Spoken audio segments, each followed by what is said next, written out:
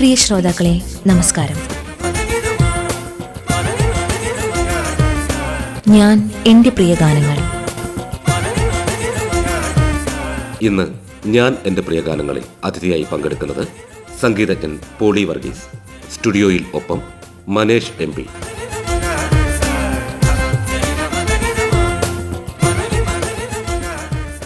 നമസ്കാരം പ്രിയ ശ്രോതാക്കളെ, ഞാൻ എൻ്റെ പ്രിയ ഗാനങ്ങളിലേക്ക് ഏവർക്കും സ്വാഗതം. ഇന്ന് നമ്മുടെ അതിഥിയായെത്തിയിരിക്കുന്നത് ലോകമറിയപ്പെടുന്ന ഒരു സംഗീതജ്ഞനാണ്. അദ്ദേഹം 50-ലധികം രാജ്യങ്ങൾ സന്ദർശിച്ച് കച്ചേരികൾ നടത്തി കഴിഞ്ഞയാളാണ്. മാത്രമല്ല കവിയാണ്, ചിത്രകാരനാണ്. ഇപ്പോൾ തന്നെ നിങ്ങൾക്ക് ഏതാണ്ട് ഒരു ധാരണ കിട്ടിയിട്ടുണ്ടാവും ഇതാരാണ് എന്നത്. കലാകാരനായിട്ടുള്ള മോഹനവീണ വിദ്വാനായിട്ടുള്ള പോളി വർഗീസാണ് ഇന്നത്തെ അതിഥി. സ്വാഗതം സർ. Thank you. ഈ പരിപാടിയിലേക്ക് വരുമ്പോൾ എനിക്ക് ഒരു വലിയ കൺഫ്യൂഷൻ എന്ന് പറയുന്നത് എവിടെ നിന്ന് തുടങ്ങണമെന്നുള്ളതാണ്. കാരണം സംഗീതത്തിനെ കുറിച്ച് പൊതുവെ എല്ലാവരും പറയാറുണ്ട് ഒരു പാരാവാരം പോലെയാണ്, എവിടെ നിന്ന് തുടങ്ങണം. അതുപോലെയാണ് താങ്കളുടെ ജീവിതവും. ഒരു ഒഴുക്ക് പോലെ, ഒരു നദി പോലെ ഒഴുകിക്കൊണ്ടിരിക്കുകയാണ് താങ്കൾ. എന്നാലും നമുക്ക് വലപ്പാടിൽ നിന്ന് തന്നെ തുടങ്ങാൻ തോന്നുന്നു. ഒരു സ്വപ്നത്തിൻ്റെ പുറകെ ഇറങ്ങിത്തിരിക്കുകയാണ് ഒരു ചെറുപ്പക്കാരൻ. ആ സ്വപ്നത്തിൻ്റെ പുറകെ ഇറങ്ങിത്തിരിക്കുമ്പോൾ കൈമുതലായി എന്താണ് ശരിക്കും ആ ഒരു വിശ്വാസമല്ലാതെ ഉണ്ടായിരുന്നത്? അല്ല, ലക്ഷ്യം തന്നെയായിരുന്നു വിഷയം. പിന്നെ നമ്മുടെ കംഫർട്ടബിളായിട്ടുള്ള ഒരു മുറിയിൽ നമുക്കൊരിക്കലും പുതിയ അനുഭവങ്ങൾ സൃഷ്ടിക്കാൻ കഴിയില്ല. എൻ്റെ മനസ്സ് 8 വയസ്സ് മുതൽ ഞാൻ കേട്ടതും അറിയുന്നതൊക്കെ കർണാട്ടിക് മ്യൂസിക്, അല്ലെങ്കിൽ അത് എങ്ങനെയായിരുന്നു, ഒരു മ്യൂസിക് ഫാമിലിയല്ല എൻ്റെ ഇത്. പക്ഷേ ആ കാലഘട്ടത്തിലെ ഓൾ ഇന്ത്യ റേഡിയോൻ്റെ പഴയ ഒരു മർഫി റേഡിയോയിൽ ഞാൻ കേട്ടുകൊണ്ടിരുന്നത് ഉച്ച സമയമാകുമ്പോൾ ആലപ്പി തിരുവനന്തപുരം വരും. അപ്പോൾ തൃശ്ശൂർ നിലയത്തിലാണെങ്കിൽ ചലച്ചിത്ര ഗാനങ്ങളായിരിക്കും. പക്ഷേ ഞാൻ ഒരിക്കലും അങ്ങനെ ചലച്ചിത്ര ഗാനങ്ങളുടെ പിറകെ പോയിട്ടില്ല എന്ന് തന്നെയാണ് എനിക്ക് എപ്പോഴും തോന്നുന്നത്. കാരണം എന്തോ ക്ലാസിക്കൽ സംഗീതം കേൾക്കുമ്പോൾ ഒരു വൈകാരിക പ്രശ്നം എനിക്ക് ഫീൽ ചെയ്തിരുന്നു. അതൊരു പക്ഷേ കണ്ടിന്യൂസ് ആയിട്ടുള്ള ഒരേ രാഗം തന്നെ, അത് ഏത് രാഗമാണ് എന്ത് രാഗമാണെന്നറിയില്ല, ഒരാളിൽ ഇങ്ങനെ ഒന്ന് പാടുക, ആ പാടുന്നത് ഒരേ സാധനം തന്നെ വേറെ രീതിയിൽ ഓരോ നിമിഷവും പാടിക്കൊണ്ടിരിക്കുക. ഇംപ്രവൈസിങ് ആണ്, നേരത്തെ പറഞ്ഞാൽ ഒഴുകുക എന്നാണ് സത്യത്തിൽ. ഓരോ ഈച്ച് ആൻഡ് എവറി സെക്കൻഡ് ആ നൊട്ടേഷൻസിനെ ഇംപ്രവൈസ് ചെയ്തുകൊണ്ട് അതിൻ്റെ മൾട്ടിപ്പിൾ ഇമോഷൻസ് ക്രിയേറ്റ് ചെയ്യുന്ന അത് തന്നെ വല്ലാതെ സ്വാധീനിച്ചതിൻ്റെ ഭാഗമായിട്ടായിരിക്കണം ഈ സഞ്ചാരം ഇങ്ങനെ സംഭവിച്ചത്. പിന്നെ ഞാൻ വലപ്പാട് സ്വദേശിയാണ് എന്നുള്ളത് കൊണ്ട് തന്നെ തൃശ്ശൂർ നഗരത്തിലേക്ക് ഇറങ്ങാനായിട്ട് കുറച്ച് ദൂരമുണ്ട്. 25-26 കിലോമീറ്ററുണ്ട്. അങ്ങോട്ട് എങ്ങനെ പോകുമെന്നറിയില്ല. എൻ്റെ പിതാവിൻ്റെ പോക്കറ്റിൽ നിന്ന് പണം മോഷ്ടിച്ചിട്ടാണ് ഞാൻ ബസ് കയറിയിട്ട് പലപ്പോഴും കച്ചേരി നടക്കുന്നുണ്ടാവും അവിടെ, ത്യാഗരാജ സഭകൾ അല്ലെങ്കിൽ വല്ല കച്ചേരി കേൾക്കുമ്പോൾ ഞാൻ ഈ ചെറുപ്പം പയ്യൻ, ഒരു 15 വയസ്സായ പയ്യൻ, ആരും അറിയാതെ അങ്ങോട്ട് പോയി കച്ചേരി കേട്ടിട്ട് തിരിച്ചു വരുന്ന ആ കാലഘട്ടം ഓർത്ത് വെക്കണം. അന്ന് ബസ് കാര്യമായിട്ടില്ല, തിരിച്ച് രാത്രി നടക്കുക എന്നുള്ളതായിരുന്നു പലപ്പോഴും ഉണ്ടായിട്ടുള്ളത്. അപ്പോൾ ഈ ക്ലാസിക്കൽ സംഗീതം എന്നെ വല്ലാതെ സ്വാധീനിച്ചതിൻ്റെ ഭാഗമായിട്ടാണ് ഇംപ്രവൈസ്ഡ് മ്യൂസിക്. പാടിയത് അതേപോലെ പാടുകയല്ല, ഈച്ച് ആൻഡ് എവറി സെക്കൻഡ് ആ സമയങ്ങൾക്കും സ്പേസിനും അനുസരിച്ച് മാറിക്കൊണ്ടേയിരിക്കുക എന്നുള്ള ഒരു തന്നെ വല്ലാതെ സ്വാധീനിച്ചിട്ടുണ്ട്. ജീവിതം അങ്ങനെയാണ് എന്നുള്ളത്. പിന്നെ എൻ്റെ 8ാമത്തെ വയസ്സിൽ മുതലാണെന്ന് ഞാൻ പറഞ്ഞില്ല, എൻ്റെ അടുത്തൊരു ഭാഗവതരുണ്ടായിരുന്നു. ഈ ഭാഗവതരുടെ വീട്ടിലെപ്പോഴും ഞാനുണ്ടായിരുന്നു. അത് സംഗീതത്തിനുള്ള താല്പര്യം കൊണ്ടാണ്. ആ കാലഘട്ടങ്ങളിൽ എൻ്റെ മൂത്ത ബ്രദർ നാടക പ്രസ്ഥാനങ്ങളോട് സഞ്ചരിക്കുന്ന സമയമാണ്. അപ്പോൾ നാടകത്തിനോടും കലകളോടുള്ള അതികഠിനമായ ഒരു അഭിവാഞ്ച എന്നൊക്കെ പറയുന്ന സാധനം ഉണ്ടല്ലോ, അത് അങ്ങനെ സംഭവിച്ചതാണ്. ഇംപ്രവൈസ് ചെയ്യുക എന്നുള്ളതാണ് ജീവിതത്തിൻ്റെ അടിസ്ഥാനം. അതുകൊണ്ടാണ് ഒരുപക്ഷെ കേരളം വിട്ടുപോകാനിട വന്നിട്ടുള്ളത്. ഈ ബാല്യത്തിൽ സംഭവിച്ച ഓൾ ഇന്ത്യ റേഡിയോയിൽ ബന്ധപ്പെട്ട ഒരു കാര്യം കേട്ടിട്ടുള്ളത്, സഹോദരിയുമായി തല്ലുകൂടി റേഡിയോ തല്ലിപ്പൊട്ടിച്ച് പോയിട്ടുണ്ട്. എൻ്റെ മൂത്ത സഹോദരിക്ക് ചലച്ചിത്ര ഗാനങ്ങളോട് ഭയങ്കര പ്രിയമായിരുന്നു. അവർ നന്നായിട്ട് പാടുകയും ചെയ്യുമായിരുന്നു ആ കാലഘട്ടങ്ങളിൽ. അപ്പോൾ എനിക്കാണെങ്കിൽ ഇതിപ്പോൾ കേൾക്കണം. ഞങ്ങൾ 5 മക്കളാണ്. മൂത്ത സഹോദരി എന്ന് പറഞ്ഞാൽ അവർക്ക് ഒരു പക്ഷേ 65 വയസ്സിനടുത്ത് പ്രായമുണ്ട്. ഇന്ന് എനിക്ക് 54 വയസ്സാണ്. അപ്പോൾ പ്രായ വ്യത്യാസം പറ്റി മനസ്സിലാക്കാവുന്നതാണ്. അപ്പോൾ മൂത്ത സഹോദരി ആയിട്ട് ഉണ്ടായിട്ടുള്ള ഒരു വൈകാരികമായ ഫൈറ്റ് ഈ മ്യൂസിക്കിൻ്റെ പേരിലായിരുന്നു. ഇത് സഹിക്കാൻ കഴിയാതെ ഈ റേഡിയോ അമ്മച്ചി പിടിച്ച് വാങ്ങിച്ച് അവസാനം തല്ല് സഹിക്കാൻ കഴിയാതെ അമ്മച്ചിയാണ് വലിച്ചെറിയുന്നത്. ഞാൻ പോയി പറക്കെടുത്ത് ഇങ്ങനെ നോക്കുന്നുണ്ട്, ഇതിൻ്റെ ട്രാൻസിസ്റ്ററുകളൊക്കെ നോക്കിയിട്ട്. അമ്മച്ചി എടുത്ത് മുറ്റത്തേക്ക് വലിച്ചെറിയാണ്. അതിൻ്റെ സീരിയസ്നെസ് അവർക്ക് മനസ്സിലായില്ല. പിന്നീട് ഇത് റിപ്പയർ ചെയ്യാനായിട്ട് ഒരു ഇലക്ട്രീഷ്യൻ്റെ കയ്യിലാണ് കൊടുക്കുന്നത്. അത് നഷ്ടപ്പെട്ടു പോയി ആ സാധനം. പക്ഷേ എൻ്റെ ഓർമ്മയിലുള്ളത് ഈ മർഫി റേഡിയോ പറക്കെടുത്തുകൊണ്ട് ഞാൻ ഓരോ സോപ്പും പെട്ടിക്കുള്ളിലാക്കിയിട്ട് വെച്ച് നോക്കുന്നൊരു ഓർമ്മകളുണ്ട് എനിക്ക് കാര്യത്തിൽ. പണ്ടൊക്കെ എക്സിബിഷന് പോകുമ്പോൾ സോപ്പും പെട്ടിയിൽ നിന്ന് സംഗീതം കേട്ടിട്ടുണ്ട് ഞാൻ. പക്ഷെ ഇതുപോലെ ഞാൻ അടച്ചു വെച്ചാൽ കേൾക്കുമ്പോൾ ഒന്ന് ചിന്തിച്ച ഒരാളാണ്, പക്ഷെ കേട്ടിരുന്നില്ല. അതൊരു വല്ലാത്ത ഒരു മെമ്മറി ആയിരുന്നു. അതാ വലിയൊരു സ്നിക്കാണ്. അതിനുശേഷം പിന്നെ ഒരു റെക്കോർഡർ വീട്ടിൽ വന്നു. അന്ന് എൻ്റെ ബ്രദറിൻ്റെ കയ്യിൽ ഒരു കാസറ്റ് ഉണ്ടായിരുന്നു, ML വസന്തകുമാരിയുടെയും കിഷോരി അമ്മോങ്കുറൊക്കെ. അത് വെച്ച് കുറേ കേട്ടിട്ടുണ്ട്. അവിടെ നിന്ന് എപ്പോഴാണ് കലാമണ്ഡലം എന്ന് തീരുമാനിക്കുന്നത്? സംഗീതം പഠിച്ചേ പറ്റൂ, അതിൽ യാതൊരു എക്സ്ക്യൂസും ഉണ്ടായിരുന്നില്ല. 10th പാസ്സായപ്പോൾ എന്നോട് എൻ്റെ ഫാദർ പറഞ്ഞു, എനിക്ക് കേരളവർമ്മ കോളേജിൽ അഡ്മിഷൻ ശരിയാക്കി തരാം, അവിടെ പഠിച്ചോളൂ. എനിക്ക് താല്പര്യമില്ല. കാരണം എൻ്റെ മനസ്സിൽ ഞാൻ ഈ കർണാടക സംഗീതമൊക്കെ ഇങ്ങനെ കേട്ട് ഇറക്കുന്ന കാരണം മനസ്സിൽ സംഗീതം പഠിക്കണം. പിന്നെ പെർക്കഷൻ നന്നായിട്ട് കൈകാര്യം ചെയ്യാൻ ആഗ്രഹമുള്ള ആളാണ് ഞാൻ. കബോർഡ്സിൻ്റെ പിറകിലൊക്കെ ഒന്ന് കൊട്ടുന്ന ആളാണ്. അപ്പോൾ മനസ്സിൽ മൃദംഗം വായിക്കണം എന്നാകണം. സ്കൂളിൽ പഠിക്കുന്ന കാലത്ത് ആരും അറിയാതെ അന്ന് ഉണ്ണായി വാര്യർ സ്മാരക കലാനിലയത്തിൽ അന്ന് കൊരമ്പ് സുബ്രഹ്മണ്യം തിരുമേനി എന്ന് പറഞ്ഞൊരു തിരുമേനി ഉണ്ടായിരുന്നു. അദ്ദേഹം അവിടെ കുട്ടികളെ മൃദംഗം പഠിപ്പിച്ചുകൊണ്ടിരിക്കുന്നുണ്ട്. ഞാൻ അങ്ങനെ ഈ വെറ്റിലും മടക്കിയും കൊണ്ട് പോയൊരു കഥയുണ്ട് അത് പഠിക്കാനായിട്ട്. ശനിയും ഞായറും പോകും. കയ്യിൽ പൈസ ഇല്ലാഞ്ഞിട്ട് ഞാൻ ഇരിഞ്ഞാലക്കുട വരെ നടന്നിട്ടുള്ള മനുഷ്യനാണ്. പഴയ പത്രങ്ങൾ തൂക്കി വിറ്റ് ആ പൈസ കൊണ്ട് ഞാൻ അങ്ങോട്ട് പോയി അദ്ദേഹത്തിന് ദക്ഷിണ കൊടുത്തിട്ടുണ്ട്. പിന്നെ അദ്ദേഹം എന്നെ ശരിക്കും കെയർ ചെയ്തില്ല. ഞാൻ സിൻസിയർ അല്ലാന്ന് പുള്ളിക്ക് തോന്നി. കാരണം എനിക്ക് ബലപ്പെടുത്താൻ പറ്റുന്നില്ല. അപ്പോൾ പിന്നെ എൻ്റെ മനസ്സിൽ മൊത്തം ഇത് പഠിച്ചടങ്ങുന്നുള്ള വാശിയിലായി. അങ്ങനെ കലാമണ്ഡലത്തിലേക്ക് പോകാൻ തീരുമാനിക്കുന്നത് ഈ 10th ശേഷം. എൻ്റെ ലക്ഷ്യം അതായിരിക്കണം, എങ്ങനെ പോവും എന്നുള്ള ചിന്തയിലായിരുന്നു. ആ സമയത്താണ് കലാമണ്ഡലത്തിൽ കുട്ടികളെടുക്കുന്ന വിഷയം പത്രത്തിലൊരു കോളത്തിൽ വരുന്നത്. അന്ന് കയ്യിലുണ്ടായിരുന്ന ചെറിയ ഒരു പൈസ വെച്ച് അന്ന് ഒരു 20 രൂപ അയച്ചാൽ, അന്ന് 20 രൂപയ്ക്ക് കഷ്ടപ്പാടാണ്. 20 രൂപ ഞാൻ എവിടെ നിന്നോ സംഘടിപ്പിച്ച് മണി ഓർഡർ അയച്ചിട്ടാണ് ആ സാധനം എനിക്ക് കിട്ടുന്നത്, അപ്ലിക്കേഷൻ കിട്ടുന്നത്. അത് ഫില്ല് ചെയ്ത് അയച്ചിട്ട് അതിന് ഇൻ്റർവ്യൂ പോകുമ്പോൾ എൻ്റെ കൂടെ വരാൻ ആരും ഉണ്ടായിരുന്നില്ല.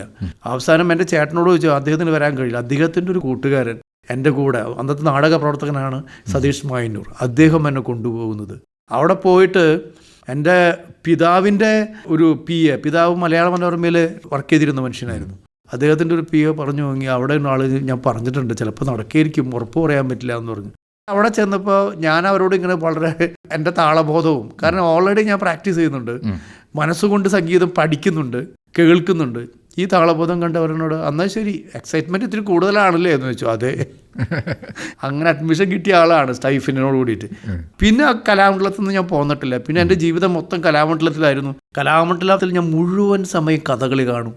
കഥകളി എന്നുള്ള കലാരൂപത്തെ വളരെ അടുത്തറിയാൻ കഴിഞ്ഞു എന്ന് മാത്രമല്ല, ചിലപ്പോഴൊക്കെ കഥകളി പഠിക്കാനും കഴിഞ്ഞൊരു മനുഷ്യനും കൂടിയാണ്. നാടക പ്രവർത്തനം ഉണ്ടായിരുന്ന ആളായതുകൊണ്ട്, അങ്ങനെ അഭിവാജ്യം ഉണ്ടായിരുന്നതുകൊണ്ട് ഇത്തരം നടന കലകളോട് ഭയങ്കര താല്പര്യം ഉണ്ടായിരുന്നു. മൃദംഗം പഠിച്ചു തുടങ്ങി. അന്ന് മൃദംഗം എന്നെ പഠിപ്പിച്ചത് ഒരു രാമകൃഷ്ണ മാഷ് ഉണ്ടായിരുന്നു, ഇന്നത്തെ ചന്ദ്രശേഖരൻ നായർ, ഓൾ ഇന്ത്യ റേഡിയോയിൽ ഉണ്ടായിരുന്ന. അദ്ദേഹത്തിനൊന്നും മറക്കാൻ കഴിയില്ല. ആ സമയത്ത് അവിടെ എല്ലാ കലാരൂപങ്ങളും ഞാൻ കാണുക മാത്രമല്ല, കൂത്ത്, കൂടിയാട്ടം, നങ്ങ്യാർകൂത്ത്, ഓട്ടൻതുള്ളൽ പഠിക്കണമായിരുന്നു. ഓട്ടൻതുള്ളലിൽ കഥകൾ പഠിക്കണമായിരുന്നു. 12ഓളം കുഞ്ചൻ കഥകൾ എനിക്ക് പഠിക്കാൻ കഴിഞ്ഞു, മനഃപ്പാടമാക്കാൻ കഴിഞ്ഞു. രുക്മിണി സ്വയംവരും കല്യാണ സൗന്ദര്യം മാത്രമല്ല, പുളുന്തി മോക്ഷം എന്ന് പറഞ്ഞിട്ടൊരു നമ്പ്യാരുടെ കഥയുണ്ട്. അത്തരം തത്വശാസ്ത്രങ്ങളിലൂടെ, അതിൽ തമാശയൊന്നുമില്ല, സറ്റയറല്ല അത് പഠിക്കാൻ പറ്റി. എഴുത്ത്, വായനയുടെ ലോകം കലാമണ്ഡലം ഒരു തരത്തിൽ തുറന്നു തരുന്നുണ്ട് എനിക്ക്. ഞാൻ മൃദംഗം പഠിക്കുമ്പോൾ തന്നെ, കഥകളിയെക്കുറിച്ച് മനസ്സിലാക്കുമ്പോൾ തന്നെ, മറ്റ് കലാരൂപങ്ങളെ വെച്ച് മനസ്സിലാക്കുമ്പോൾ തന്നെ ഇതൊരു വലിയ ലോകം തുറന്നു വരുന്നുണ്ട്. എന്നെ മ്യൂസീഷ്യനാക്കി മാറ്റുന്നതിൽ, ഒരു ലക്ഷ്യബോധം ക്രിയേറ്റ് ചെയ്യുന്നതിൽ കലാമണ്ഡലത്തിൻ്റെ ലൈഫ് വലിയ റോൾ ഉണ്ടായിരുന്നു എനിക്ക്. പക്ഷേ പിന്നീട് ഒരു കാലത്ത് താങ്കൾ പറഞ്ഞിട്ടുണ്ട്, ഒരു കലാകാരനെ ഉരുവാക്കുന്നത് അവൻ്റെ സാഹചര്യങ്ങളാണ് എന്ന്. താങ്കൾ സ്വന്തം ജീവിതത്തിനെ കുറിച്ച് പറയുന്ന കൂട്ടത്തിലാണ് അത് പറഞ്ഞത്. ഒരുപക്ഷെ കലാമണ്ഡലം മുതൽ ആ പ്രോസസ്സ് തുടങ്ങിയെന്ന് വിചാരിക്കുന്നു. തീർച്ചയായിട്ടും. എൻ്റെ മുഖത്ത് നോക്കി നസ്രാണിക്ക് എവിടെ നടാ സംഗീതം എന്ന് ചോദിച്ച അധ്യാപകരുണ്ട് അവിടെ. പക്ഷെ ഗോപിയാശനൊക്കെ എന്നോട് ഭയങ്കര സ്നേഹമായിരുന്നു കേട്ടോ. ആശാൻ എന്നോട് പറഞ്ഞ് കളരിയിലെ ഇടയ്ക്ക് നീ വന്നു പോകണം എന്ന് പറയും. പിന്നീട് ആശാൻ എന്നോട് കണ്ടിട്ടുണ്ട്. പക്ഷെ ഇത് വേറൊരു ആശാനായിരുന്നു. ഈ ആശാൻ മരിച്ചു പോയെങ്കിലും ആ ആശാൻ്റെ മെമ്മറി നടക്കുന്ന ഒരു ഓഡിറ്റോറിയത്തിൽ പിന്നീട് എന്നെ അവിടെ ഇൻവൈറ്റ് ചെയ്ത് എൻ്റെ കച്ചേരി നടത്തുകയുണ്ടായി. അത് കാവ്യനീതി. ഞാൻ ഇന്നേ ഒരു ജീവിതത്തിൽ നസ്രാണിയായിട്ട് ജീവിച്ചിട്ടേ ഇല്ല. ഞാൻ ഇന്നൊരു ഹിന്ദുവായിട്ട് ജീവിച്ചിട്ടില്ല. ഞാൻ പച്ച മനുഷ്യനായിട്ട് ജീവിക്കുന്ന മനുഷ്യനാണ്. എൻ്റെ മനസ്സിൻ്റെ ഉള്ളിൽ കംപ്ലീറ്റ് സംഗീതമല്ലാതെ വേറൊരു ചിന്തയോ പോലും ഇല്ല, കലകളല്ലാതെ വേറൊന്നുമില്ല. മാനവികതയിൽ അടിസ്ഥാനമുള്ള, ഹ്യൂമാനിറ്റിയിൽ അടിസ്ഥാനമുള്ളൊരു ജീവിതമാണ് നയിച്ചത്. എൻ്റെ മുമ്പിലിരിക്കുന്ന മനുഷ്യൻ്റെ വേദന എൻ്റേതും കൂടിയാണെന്ന് വിശ്വസിക്കുന്ന ആളാണ് ഞാൻ. ഇത് കേട്ടുകൊണ്ടിരിക്കുന്ന ശ്രോതാക്കളുടെ ജീവിതവും എൻ്റേത് കൂടിയാണ്, അവരുടെ പെയിനും എൻ്റേത് കൂടിയാണെന്ന് വിശ്വസിക്കുന്ന ആളാണ് ഞാൻ. കാരണം എനിക്ക് മാത്രമായിട്ട് ഈ ലോകത്തിലില്ല എന്നും, ഇൻക്ലൂഡിങ് എന്നുള്ള സാധനമാണ്, ഇൻക്ലൂഷൻ എന്നുള്ള സാധനം വളരെ ഇമ്പോർട്ടൻ്റ് ആണെന്നും ഇപ്പോൾ ഈ ആധുനിക കാലഘട്ടത്തിൽ വലിയ വിഷയമാണ്. അതുകൊണ്ട് കലകൾ മുന്നോട്ട് വയ്ക്കുന്നത് മാനവികതയാണ്, ഹ്യൂമാനിറ്റിയാണ്, മാൻകൈൻഡാണ്, സ്നേഹമാണ്, സഹോദര്യമാണ്. അതില്ലെങ്കിൽ, മറ്റവൻ്റെ കണ്ണീര് കാണാൻ കഴിയുന്നില്ലെങ്കിൽ നിങ്ങൾക്ക് ഈ സംഗീതം വായിക്കാൻ കഴിയില്ല. കാരണം ടിയേഴ്സാണ് ആർട്ടിൻ്റെ അടിസ്ഥാനം. It's come from the friction of the mind. ഈ ആർട്ട് വരുന്നത് അതിൻ്റെ ഉള്ളിൽ നിന്നാണ്. എല്ലാം തികഞ്ഞ കൊട്ടാരത്തിൽ നിന്ന് കലയുണ്ടാവില്ല. അപ്പോൾ അതുകൊണ്ട് നമ്മൾ എത്ര ഡിനയൽ അനുഭവിച്ചാലും, ഞാനിപ്പോൾ കൽക്കട്ടയ്ക്ക് പോയപ്പോഴും അനുഭവിച്ച ഡിനയലുണ്ട്. എന്തത് സൗത്ത് ഇന്ത്യക്കാരൻ ഹിന്ദുസ്ഥാനി സംഗീതം വായിക്കുകയോ? അവിടെ ജാതി മതമൊന്നും പ്രശ്നമായിരുന്നില്ല. ഇത്തരത്തിലുള്ള ഒരുപാട് സന്ദർഭങ്ങൾ നേരിൽ കണ്ടിട്ടുള്ള ആളാണ്. ഒരുപാട് സന്ദർഭം. നമുക്ക് അതിലേക്ക് വരുന്നതിന് മുന്നേ നമ്മൾ ഈ വാദ്യമാണ് ഒരുപക്ഷെ താങ്കൾ ആദ്യം മോഹിപ്പിക്കുന്നതെന്ന് എനിക്ക് തോന്നിയിട്ടുണ്ട്. അപ്പോൾ നമുക്കതിൽ കുറച്ചൊന്ന് കേട്ടിട്ട്. തീർച്ചയായിട്ടും. ഞാൻ ഇത് വായിക്കാനായിട്ട് ഞാൻ തുടക്കത്തിൽ തന്നെ ആദ്യമായിട്ട് വായിക്കുമ്പോൾ എനിക്ക് കേരളം മറന്നിട്ടുള്ള ചിന്ത എൻ്റെ മനസ്സിലില്ല. അതുകൊണ്ട് കുമാരനാശാൻ്റെ കരുണ വായിച്ചുകൊണ്ടാവാൻ തുടക്കം.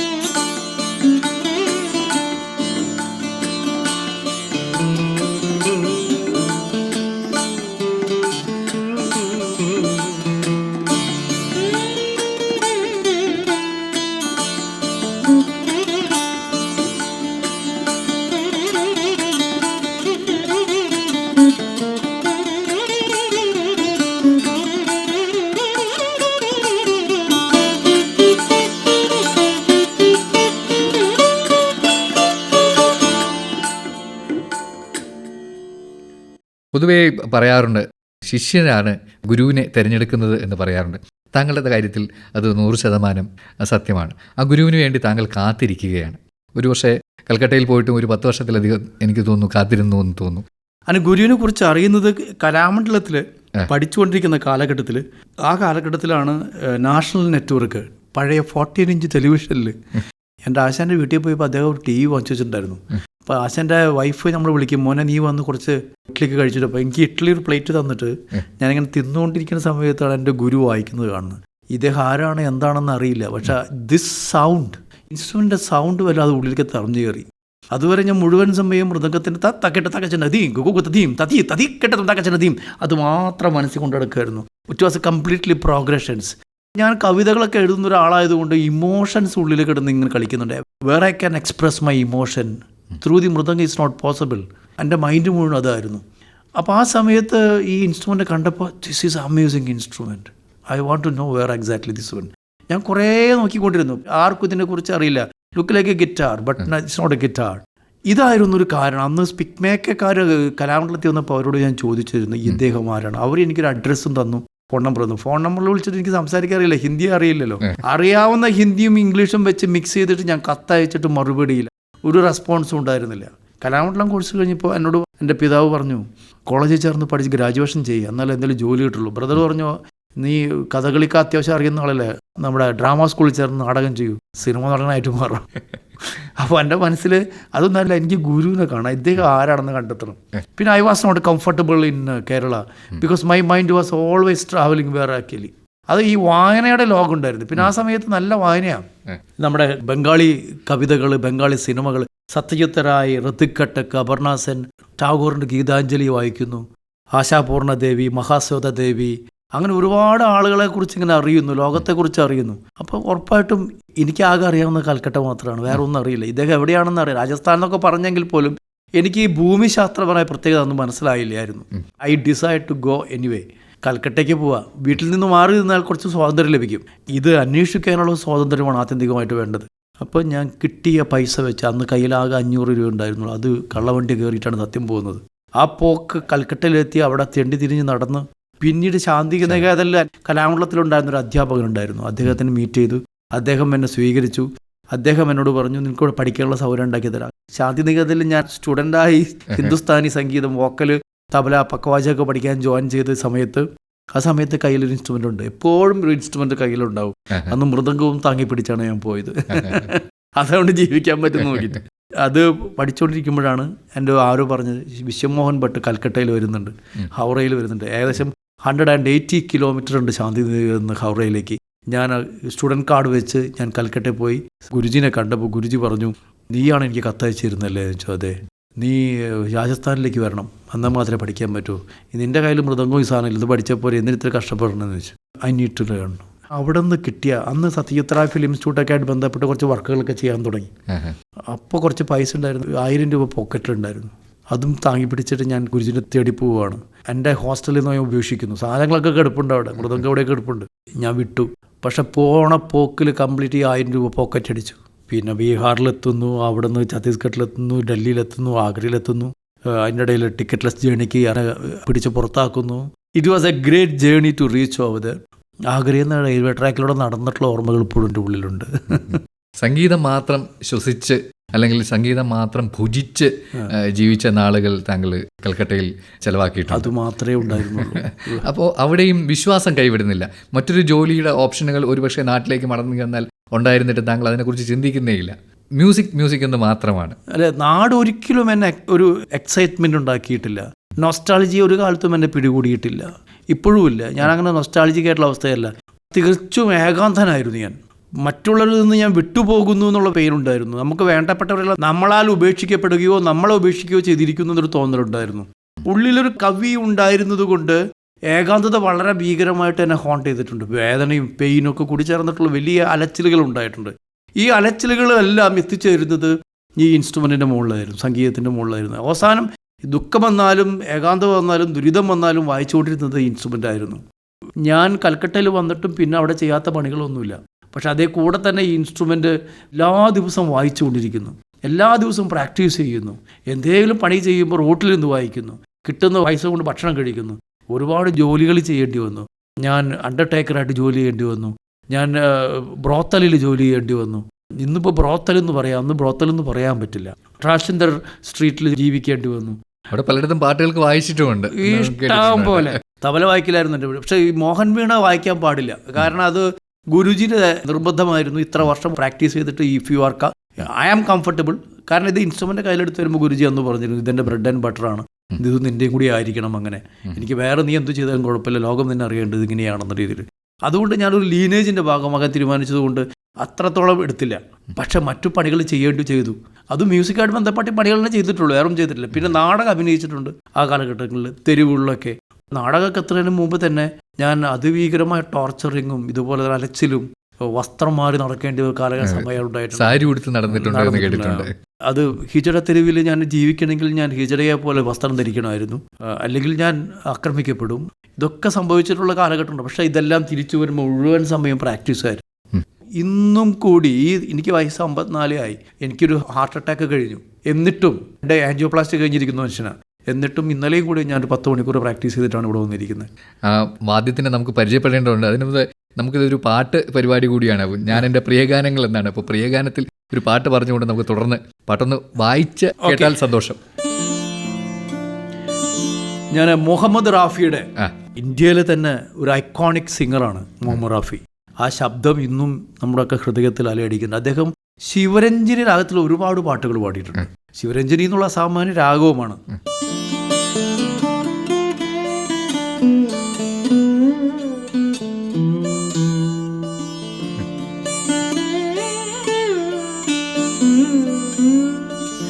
ഈ രാഗത്തിൽ അദ്ദേഹം ഒരു പാട്ട് പാടിയിട്ടുണ്ട്.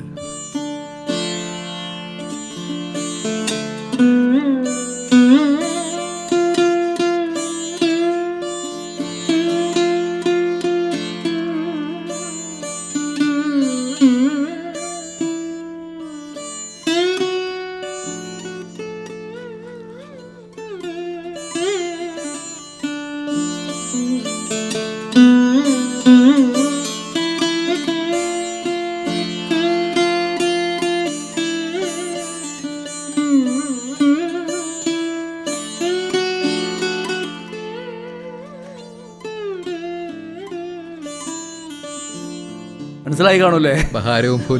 ബഹാരോ. എൻ്റെ പാതകൾ പൂക്കളെ കൊണ്ട് നിറയ്ക്കൂ, എൻ്റെ കാമുകി വരവായി എന്ന് പറയുന്ന പാട്ട്. അതെ, ഹസ്രത് ജയ്പൂരിയുടെ വരികളാണ്, ശങ്കർ ജയകിഷൻ്റെ സംഗീതം, മുഹമ്മദ് റാഫിയുടെ അനശ്വരമായ ശബ്ദം. നമുക്ക് ആ പാട്ട് കേൾക്കാം.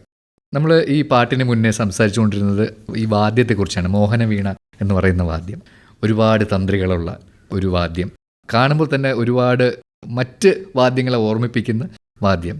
താങ്കൾ തന്നെ പറഞ്ഞിട്ടുണ്ട് 5 വാദ്യങ്ങളുടെ ഒരു സമന്വയമാണ് ഇത്. തീർച്ചയായിട്ടും ഇത് സന്തൂർ, സാരംഗി, സിത്താർ, ഹവായിൻ ഗിറ്റാർ. ഇത് നോക്കിയാൽ മനസ്സിലാവും. സരോദ് കിട്ടും, സിത്താറിൻ്റെ ടോൺ ഇത് കിട്ടും നമുക്ക്. കാരണം ഇതിൻ്റെ തരഫുണ്ട്. 14 സിമ്പത്തറ്റിക് സ്ട്രിങ്സ് ആഡ് ചെയ്തിട്ടുണ്ട്. അതാണ് വിശ്വമോഹൻ ഭട്ടിൻ്റെ പ്രത്യേകത. He's done is A behind the job. ആദ്യമായി തരഫുകൾ ഇതിനുള്ളിൽ വെക്കുന്നത് ഇദ്ദേഹമാണ്. അങ്ങനെയാണ് അതിന് മോഹൻ വീണ എന്നാണ് പേര് വരുന്നത്, അദ്ദേഹത്തിൻ്റെ പേരോടൊപ്പം. പിന്നെ കേൾക്കുന്ന സസ്റ്റെയിൻ, സാരംഗിയുടെ സസ്റ്റെയിനാണ്. പിന്നെ മറ്റൊന്ന് സന്തൂറിൻ്റെ ടോൺ ഇത് ഉണ്ടാക്കാൻ പറ്റും.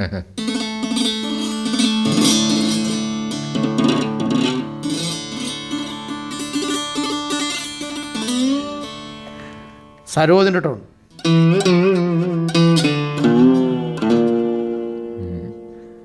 ഹവാൻ ഗിറ്റാർ അത് വെസ്റ്റേൺ ഇൻസ്ട്രുമെൻ്റ് ആണ്.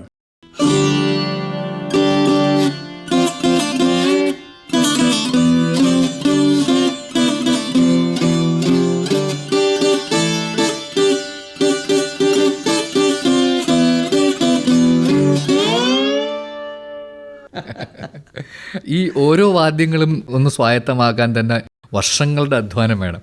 അപ്പോൾ ഈ 5 വാദ്യങ്ങളും സമന്വയിച്ചിരിക്കുന്ന ഒരു വാദ്യം താങ്കളെ മോഹിപ്പിച്ചുവെങ്കിലും ഇത് തുടങ്ങുമ്പോൾ അത്തരത്തിലുള്ള പേടികൾ എന്തെങ്കിലും ഉണ്ടായിരുന്നു? അല്ല, പേടിയൊന്നും കാര്യത്തിൽ ഉണ്ടായിരുന്നില്ല. പക്ഷേ ഒരു ഡെഡിക്കേഷൻ ആവശ്യമാണെന്ന് തോന്നിയിരുന്നു. കാരണം ഇതിന് ഫ്രെട്ടുകളില്ല എന്ന് മാത്രമല്ല, ഇത് ഫിംഗർ ബോർഡായിട്ട് കണക്റ്റഡ് അല്ല, 2 ബ്രിഡ്ജുകൾക്കിടയിൽ നിൽക്കുന്നൊരു സാധനമാണ്. അതുകൊണ്ട് തന്നെ ഇതിന് കൂടുതൽ പ്രാക്ടീസ് വേണ്ടി വരും എന്നറിയായിരുന്നു. പക്ഷെ അതുകൊണ്ട് തന്നെ 10 വർഷം എടുത്തു മിനിമം ഒരു ഭേദപ്പെട്ട സൗണ്ട് ഇതൊന്ന് പ്രൊഡ്യൂസ് ചെയ്യപ്പെടാൻ. ഭേദപ്പെട്ട സൗണ്ട് പ്രൊഡ്യൂസ് ചെയ്യപ്പെടാൻ അത്ര സമയമെടുത്തു. നമ്മുടെ ഈ കഷ്ടപ്പാടിനും ദാരിദ്ര്യത്തിനും ഇടയിൽ ഇത് പ്രാക്ടീസ് ചെയ്യണേ, അതിന് മനസ്സുണ്ടാവണം. ഇതെൻ്റെ സംസ്കാരത്തിൻ്റെ ഭാഗമല്ല. ഞാനിവിടെ ജനിച്ചു വളർന്ന ആളാണ്.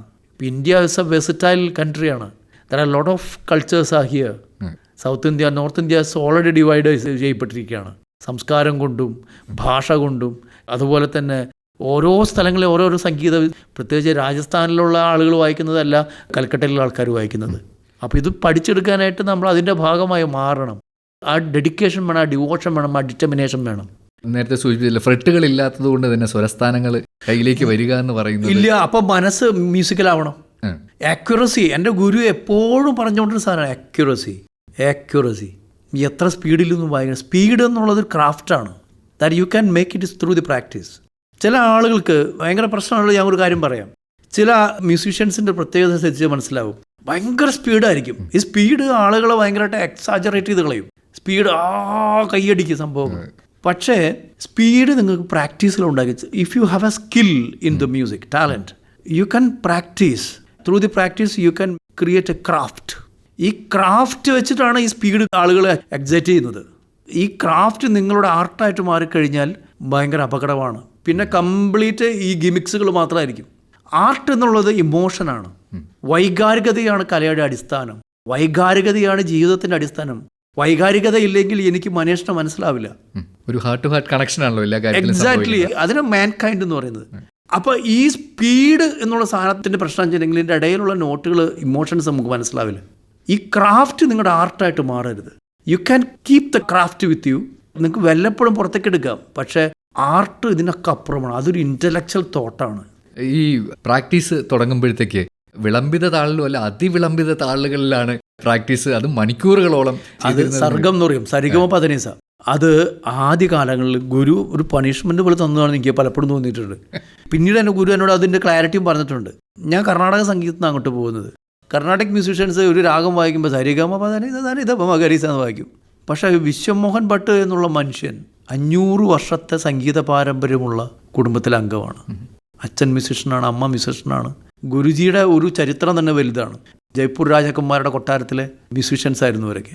അപ്പോൾ ഗുരുജി ഇത് എന്നെ പഠിപ്പിച്ചത് അതിവിളംബ കാലത്തിൽ തബലയുടെ ഇപ്പോൾ താളമാല ഉണ്ടല്ലോ, ധാ ധിൻ സാ,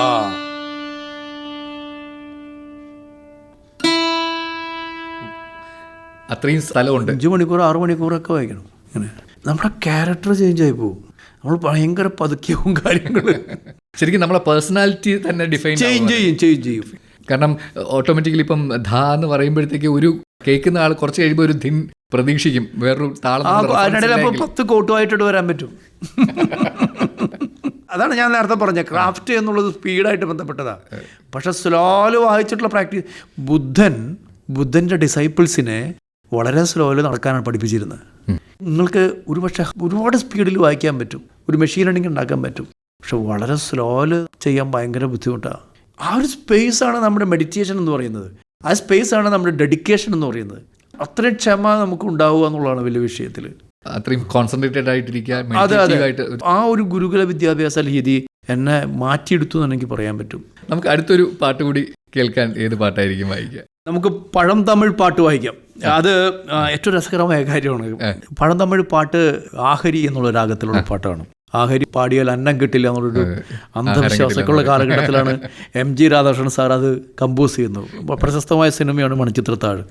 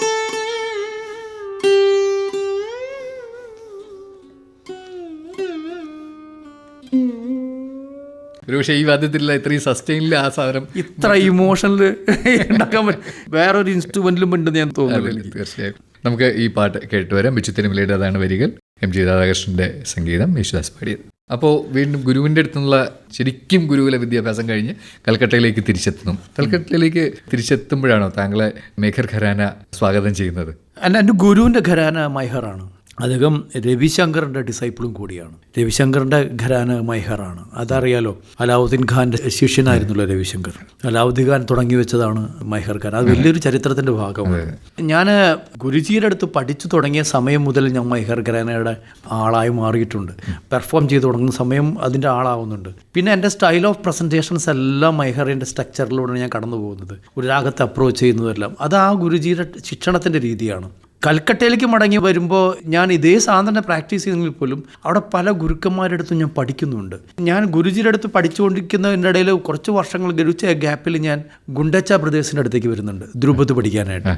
അത് ഞാൻ മഹാരാഷ്ട്രയിൽ ഭോപ്പാലിൽ അവരുടെ ഗുരുകുലത്തിൽ വന്ന് താമസിക്കുന്നുണ്ട്. ഞാൻ അത് അവരുടെ ഡിസൈപ്പിളും കൂടിയാണ് ഞാൻ ധ്രുപദ് പഠിക്കാൻ. ധ്രുപദ് തന്നെ വല്ലാതെ ഇൻസ്പയർസ് ആണ്. അപ്പോൾ എന്നോട് ഉമാകാന്ത് ജി പലപ്പോഴും ഇട്ടുണ്ട്, നിനക്ക് പെട്ടെന്ന് പഠിക്കാൻ പറ്റും, കാരണം എനിക്ക് കർണാടക സംഗീതത്തിൻ്റെ ഒരു ചരിത്രം ബാക്കി നിൽക്കുന്നുണ്ട്.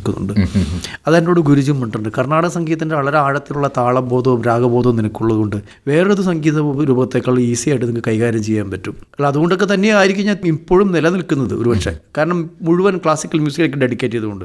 അപ്പോൾ ഇതൊക്കെ കൂടി ചേർന്നാണ് എൻ്റെ ലോകം. പക്ഷേ മൈഹർ ഖരാനയെ ഞാൻ വളരെ സിൻസിയറായിട്ട് അപ്രോച്ച് ചെയ്യണം എന്നാണ് തീരുമാനിച്ചത് ഗുരുകുല വിദ്യാഭ്യാസം കഴിഞ്ഞ് ഞാൻ കൽക്കട്ട എത്തിയതിന് ശേഷമാണ്.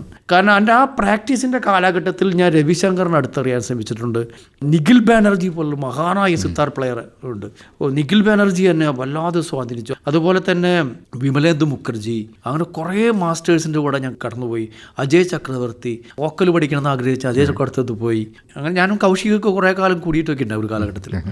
തിരിച്ച് ഇംദാദ് ഖാനി ഖരാന പഠിക്കണം എന്നിട്ട് ഇപ്പുറത്ത് വന്നു. അങ്ങനെ വലിയ യാത്ര നടത്തി. പക്ഷെ അപ്പോൾ എല്ലാ ഖരാനകളും പഠിച്ചു കഴിഞ്ഞിട്ട് ഞാൻ മൈഹറിലാണ് ഇപ്പോഴും നിൽക്കുന്നത്. കുറേ കാലത്തെ ഞാൻ കച്ചേരി ചെയ്ത് കഴിഞ്ഞതിന് ശേഷമാണ് അക്കാഡമി പറയുന്നത്, എന്നെക്കുറിച്ച് ഒരു റൈറ്റപ്പ് കണ്ടപ്പോഴേ എനിക്ക് മനസ്സിലാവുന്നത് മൈഹർ ഖരാനയുടെ സൗത്ത് ഇന്ത്യയിലെ ഏക കണ്ണി പോളി വർഗീസ് ആണെന്ന്. അത് എന്നെ വല്ലാതെ ഞെട്ടിച്ച് കളഞ്ഞൊരു കാര്യം. കാരണം ഞാൻ അങ്ങനെ ചിന്തിച്ചിട്ടൊന്നുമല്ല ചെയ്യുന്നത്. അത് മൈഹർ ഖരാനയുടെ ബ്യൂട്ടി എന്ന് പറഞ്ഞാൽ അത് ഫോക്ക് ട്രഡീഷനായിട്ട് ബന്ധപ്പെട്ട് നിൽക്കുന്ന ബ്യൂട്ടിയാണ്. അലാവുദ്ദീൻ ഖാൻ തുടങ്ങി വെച്ചു, അന്നപൂർണയിലൂടെ, രവിശങ്കറിലൂടെ, അലി അക്ബർ ഖാനിലൂടെ, ആഷിഷ് ഖാനിലൂടെ. ഇപ്പം ആഷിഷ് ഖാൻ മരിച്ചു. ഞാൻ കാണുന്നുണ്ട് ആഷിഷ് ഖാനായിട്ട് ഞാൻ കുറച്ചേരം ഇരിക്കുന്നുണ്ട് US വെച്ചിട്ട്. ആഷിഷ് ഖാൻ എന്നെ വിളിച്ചിട്ട് നീ വരണം, എൻ്റെ വീട്ടിലേക്ക് വരണം, ഞാൻ നിനക്ക് മൈഹർ ഖരാനയുടെ കുറച്ച് കോമ്പോസിഷൻസ് പഠിപ്പിച്ചു തരാം. അങ്ങനെ കുറച്ച് കോമ്പോസിഷൻസ് പഠിപ്പിച്ചു തന്നു. അങ്ങനെ ഒരു ഖരാനയുടെ ഒരു പിന്തുടർച്ചാവകാശി അറിഞ്ഞോ അറിയാതെയോ സംഭവിക്കുന്നതാണ്. അല്ലെങ്കിൽ അങ്ങനെയാണ് അത്. നമ്മൾ മ്യൂസിക് പ്ലേ ചെയ്താൽ മതി, നിങ്ങൾ ഏതെങ്കിലും ലീനേജ് ആയിട്ട് മാറും. ബിക്കോസ് മ്യൂസിക് എന്ന് പറഞ്ഞാൽ ഏതെങ്കിലും ലീനേജിൽ നിന്നോ ട്രഡീഷനിൽ നിന്നോ വരുന്നതാണ്. ഇത് ഒരു റിയാലിറ്റി ഷോയുടെ പ്രൊഡക്റ്റ് അല്ല, റിയാലിറ്റിയുടെ പ്രൊഡക്റ്റാണ്. താങ്കളൊരു ലയവിദ്വാനായിട്ടാണ് തുടക്കം, പിന്നെ ഇൻസ്ട്രുമെന്റിലാണ് വായിക്കുന്നത്. പക്ഷേ തന്ത്രക്കാരി സ്റ്റൈലിലല്ല, ഗായകി സ്റ്റൈലിലാണ് താങ്കൾ അത് പിന്തുടരുന്നത്. അതെങ്ങനെയാണ് സംഭവിക്കുന്നത്? ഇത് തന്നെയാണ് ഒരു കോൺട്രഡിക്ടറി ഉള്ളത്. കർണാടക സംഗീതം മൃദംഗം അഭ്യസിച്ച മനുഷ്യൻ എത്രത്തോളം കച്ചേരികൾ വായിച്ചു എന്ന് എനിക്ക് തന്നെ അറിയില്ല. ഒരുപാട് പേർക്ക് ശ്രീനിവാസനടക്കം ഞാൻ കച്ചേരി വായിച്ചിട്ടുണ്ട്. ഒരുപാട് കച്ചേരി വായിച്ചിട്ടുണ്ട്. ഒരുപാട് നർത്തകർക്ക് ഞാൻ ജതി കമ്പോസ് ചെയ്ത് കൊടുത്തിട്ടുണ്ട്. ഇപ്പോഴും എൻ്റെ മനസ്സിൽ ജതി ഇങ്ങനെ പോയിക്കൊണ്ടിരിക്കുന്നുണ്ട്. പക്ഷേ ആ കാലഘട്ടങ്ങളെല്ലാം എൻ്റെ മനസ്സിൽ എപ്പോഴും തോന്നിയിട്ടുള്ളത് എവിടെ പോയി എൻ്റെ മെലോഡി എന്നാണ്. എൻ്റെ വൈകാരികത എക്സ്പ്രസ് ചെയ്യാൻ എനിക്കിതിലൂടെ കഴിയുന്നില്ലല്ലോ എന്ന് തോന്നലുണ്ടായിരുന്നു. എൻ്റെ ലൈഫ് ഒരു പ്രോഗ്രഷൻ ആവരുത് എന്ന് ആഗ്രഹിച്ചിരുന്നു. കാരണം ഞാൻ ലിറ്ററേച്ചറിലൂടെ കടന്നു പോയിട്ടുള്ള ആളാണ്, കവിതകൾ എഴുതിയിട്ടുള്ള ആളാണ്, ഞാൻ നാടകം അഭിനയിച്ചിട്ടുള്ള ആളാണ്. എനിക്ക് കരയാനറിയാം. I want to cry through the instrument, through the strings. എങ്ങനെയാണിത് കഴിയുക? അപ്പം മെലോഡി നഷ്ടപ്പെട്ടു പോകുന്നൊരു തോന്നലുണ്ടായി. അതൊക്കെ തന്നെയാണ് ഇതിലൊക്കെ അട്രാക്ട് ചെയ്യുന്ന കാരണം ഹൈലി മെലോഡിയസ് ആണ്. ഞാനിപ്പോൾ ഒരു മൃദംഗത്തിലൊരു സാധനം എടുത്ത് തകതിമി തകതക്കിട്ട തകതിമി തകതക്കിട്ട തകതിമി തകതക്കിട്ട തക്കിട്ട ദീങ്കു തകതിട്ട ദീങ്കു തക്കിട്ട ദീങ്കു തകതിമി തക്കിട്ട ദീങ്ക് തകതിമി തക്കിട്ട ദീങ്കു തകതിമി തകതക്കിട്ട ദീം തദിക്കിട്ട തോങ്കു തദിക്കിട്ടതും തത്തിക്കിട്ട തോങ്കു തദിക്കിട്ടതും തത്തിക്കിട്ട തോങ്കു തത്തിക്കിട്ടതും തത്തിക്കിട്ടതും തത്തിക്കിട്ടതും. ഈസിയായിട്ട് എനിക്ക് കണക്കുകൾ വരും ഇങ്ങനെ. പക്ഷേ ഈ എടുത്തു വായിക്കുന്ന ഈ ഇമോഷണൽ രീതി ഉണ്ടല്ലോ,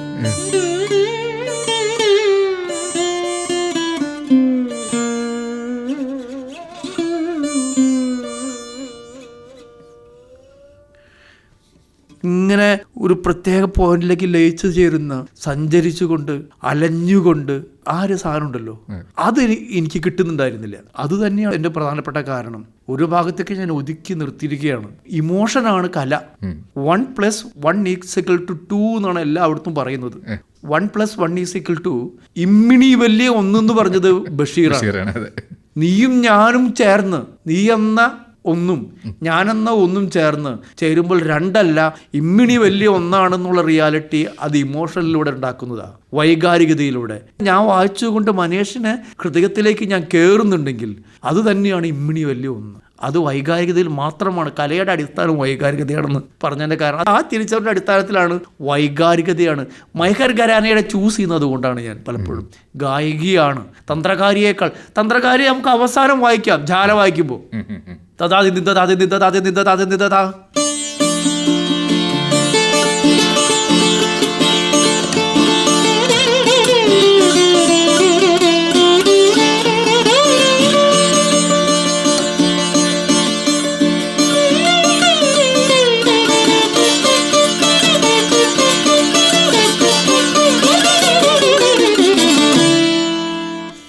ഇത് തന്ത്രകാരിയാണ്.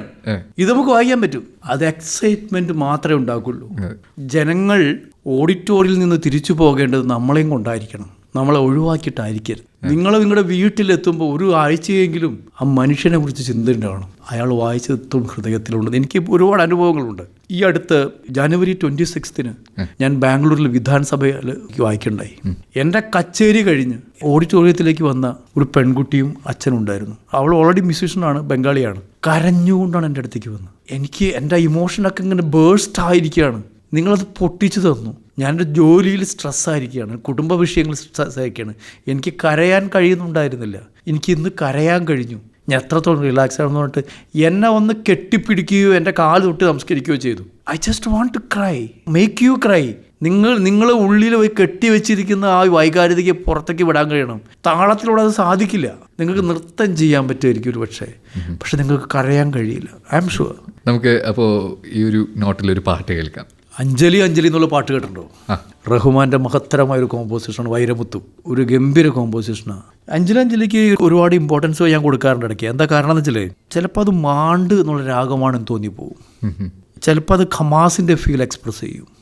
ഞാൻ 2 വരി വായിക്കാം.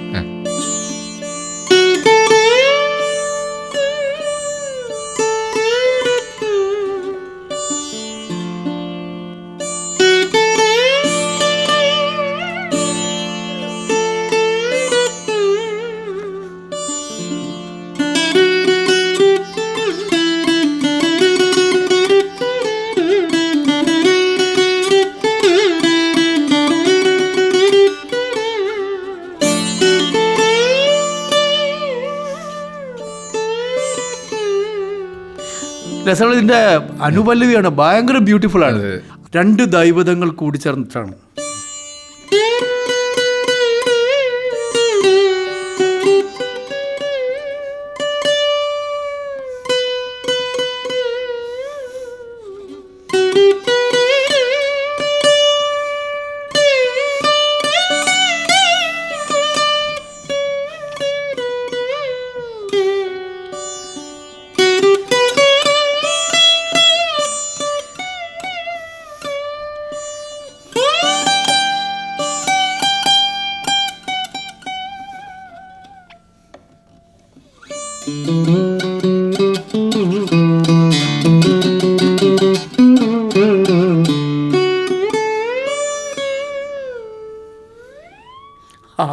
നമുക്ക് ആ പാട്ട് കേൾക്കാം. ഈ സംഗീത യാത്രയ്ക്കിടയിൽ ചലച്ചിത്ര ഗാനങ്ങളിൽ പിന്നണിയിൽ ഒരുപാട് പാട്ടുകൾക്ക് വായിക്കുകയും 2 സിനിമകൾക്ക് കമ്പോസ് ചെയ്യുകയും അതിലൊരു സിനിമയ്ക്ക് അവാർഡും കിട്ടുകയൊക്കെ ഉണ്ടായി. എങ്ങനെയായിരുന്നു ഈ ചില സിനിമയിൽ പറയുന്ന പോലെ ഈ ഒരു തണ്ടി സിനിമയിൽ ചെന്ന് വിട്ടത്? അല്ല, ഞാൻ മലയാളത്തിൽ അത്രേ ചെയ്തിട്ടുള്ളൂ. ഞാൻ വേറെ ഒരുപാട് ഭാഷകൾ ചെയ്തിട്ടുണ്ട്. ഹിന്ദി, ബംഗാളിയിൽ, തമിഴിലൊക്കെ ചെയ്തിട്ടുണ്ട്.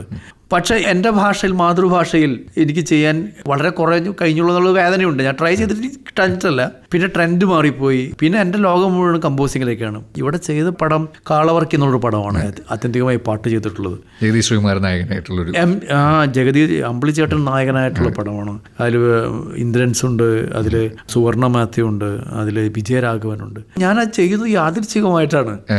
എനിക്ക് തിരുവനന്തപുരത്ത് വെച്ച് ഒരു ബൈക്ക് ആക്സിഡൻ്റ് ഉണ്ടായി. അതായത് ഞാൻ കൽക്കട്ടയിൽ ഇങ്ങനെ കമ്പോസറായിട്ടും പ്രാക്ടീസൊക്കെ നടക്കുന്ന സമയം കുറച്ചുകൂടി എൻ്റെ ലൈഫ് മാറിക്കൊണ്ടിരിക്കുകയാണ്. കണ്ണാടി അവതരിപ്പിക്കുന്ന ടി എൻ കുമാർ എന്നെ വിളിച്ചിട്ട് പറഞ്ഞു, അദ്ദേഹം ഒരു സിനിമ ചെയ്തിട്ട് എന്നെ സ്കോർ ചെയ്യണമെന്ന് പറഞ്ഞു. ജീവൻ മഷായി എന്ന് പറഞ്ഞിട്ടൊരു സിനിമ ചെയ്തിരുന്നു പുള്ളി. അതിൻ്റെ ബാക്ക്ഗ്രൗണ്ട് സ്കോറിങ് ചെയ്യാൻ താല്പര്യമുണ്ടല്ല. ബംഗാളി സബ്ജക്റ്റ് ആയതുകൊണ്ട് എനിക്ക് ബംഗാളി സംഗീതം നന്നായിട്ട് അറിയാം എന്നുള്ളതുകൊണ്ടാണ് എന്നെ വിളിച്ചു വരുത്തിയത്. കുറച്ച് ബാവുൾ സിംഗേഴ്സിൻ്റെ കൂടെ കറങ്ങി കിടന്ന ഒരു കാലഘട്ടം ഉണ്ടായിട്ടുണ്ട്.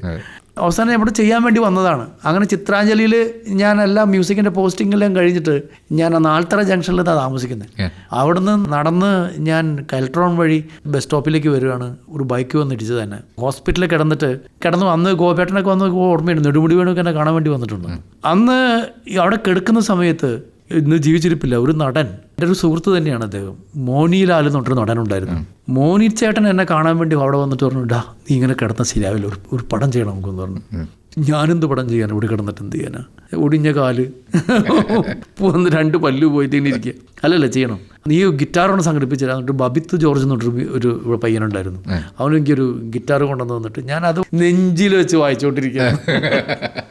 മലന്ന് കിടന്നിട്ട് ഒരു ഭാഗത്ത് ഗ്ലൂക്കോസ് പോകുന്നു, ഒരു ഭാഗത്ത് കാല് സിംഗിലിട്ടിരിക്കുന്നു, ഒരു ഭാഗത്ത് ഞാൻ വായിച്ചുകൊണ്ടിരിക്കുകയാണ്. അപ്പോൾ സിറ്റുവേഷൻസ് പറയുന്നു, ഞാൻ കമ്പോസ് ചെയ്യുന്നു. അങ്ങനെ കമ്പോസ് ചെയ്യാൻ പറഞ്ഞപ്പോൾ ആദ്യം കമ്പോസ് ചെയ്ത പാട്ട് ആ പടത്തിൽ തന്നെ രമേശ് നാരായൺ ഹിന്ദുസ്ഥാനി മ്യൂസിഷ്യൻ ആദ്യമായി സിനിമയിൽ പാടുന്ന ആ പടത്തിലാണ്.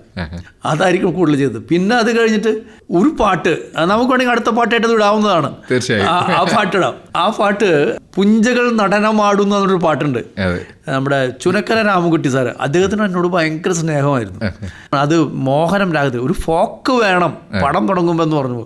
ശരിയാവുക ചെയ്ത് അത് വായിക്കാം. നല്ല പാട്ട്.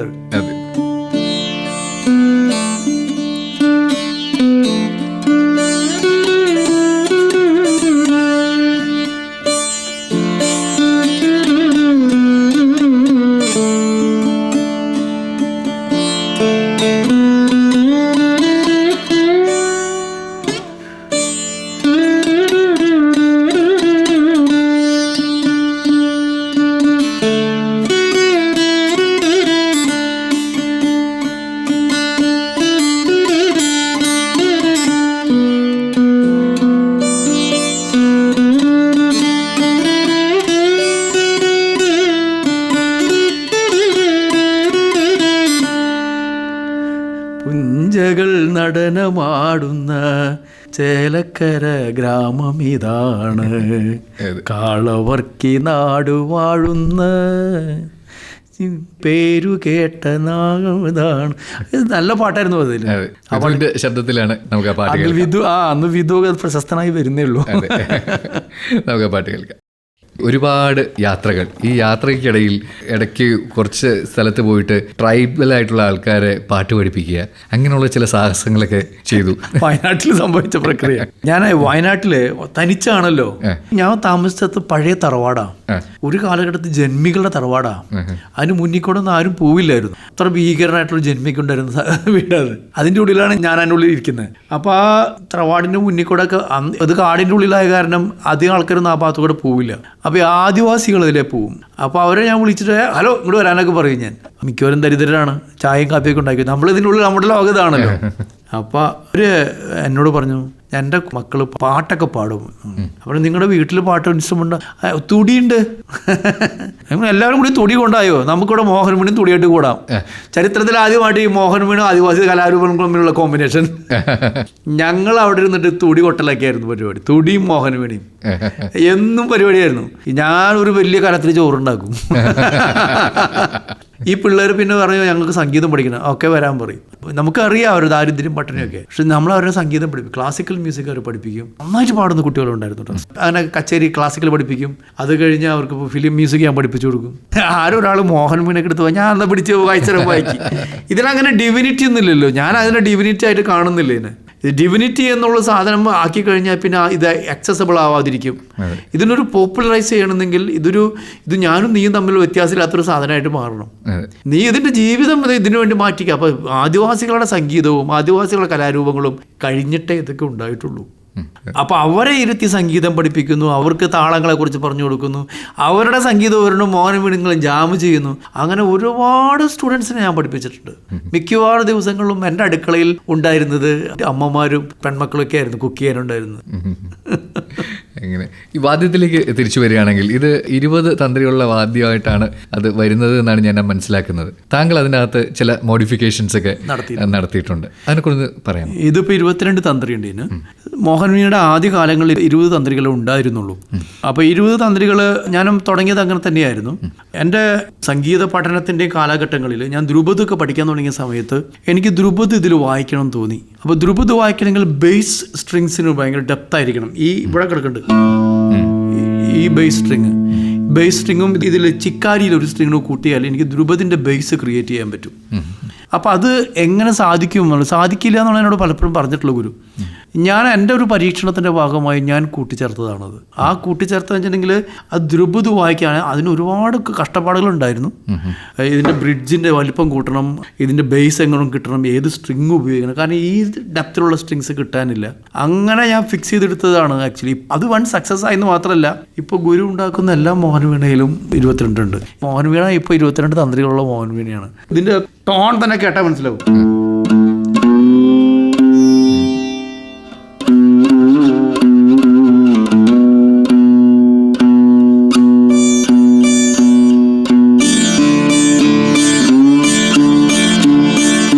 ധ്രുപദിന്റെ രീതിയാണ്.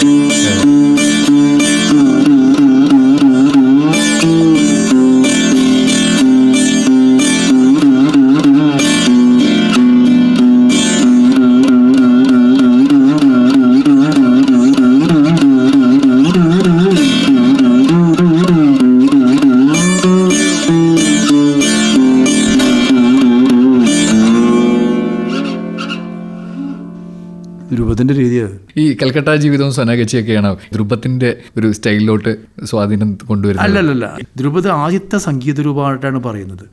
ധ്രുപദും കർണാടക സംഗീതം സൈമൾട്ടേനിയസ്ലി ഉണ്ടായ സാധനങ്ങളാണെന്നാണ് പറയുന്നത്. കർണാടക സംഗീതത്തിന്റെ ഓൾമോസ്റ്റ് സ്ട്രക്ചർ ധ്രുപദിനുണ്ട്. അന്നപൂർണ്ണയൊക്കെ ധ്രുപദാണ് വായിച്ചിരുന്നത്. രവിശങ്കറിന് ശേഷമാണ് ഖയാലിന് ഇത്ര പ്രാധാന്യം വരുന്നത്. ഡൈല്യൂട്ട് ചെയ്യപ്പെടാണ് ചെയ്തത്. ഇപ്പൊ ഖയാൽ കേൾക്കുമ്പോൾ ആലാപ് ജോർ ജാലയില് ഈ ജോറെല്ലാം ഇപ്പോഴും ധ്രുപദ് തന്നെയാണ്. ജോർ എന്ന് പറഞ്ഞാൽ രാഗം താനം പല്ലവി എന്ന് പറഞ്ഞ പോലെ. ഇപ്പോൾ താനം തനനം താനം തനനം താനനനനന, അതുപോലെ തന്നെ ഹിന്ദുസ്ഥാൻ സംഗീതത്തിൽ ആലാപ് ജോർ എന്ന് പറഞ്ഞൊരു സാധനമുണ്ട്.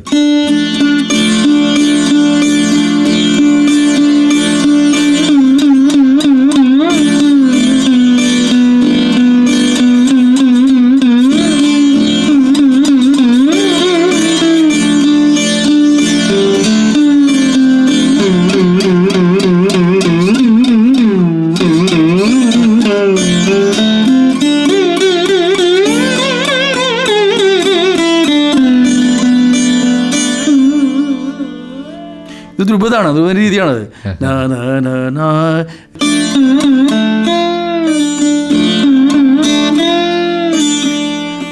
ധ്രുപദിന്റെ രീതി സ്റ്റൈലുകളാണ് ഉള്ളത്. നോം തോം എന്നൊരു പ്രയോഗം ധ്രുപത്തിലുണ്ട്. നോം തോം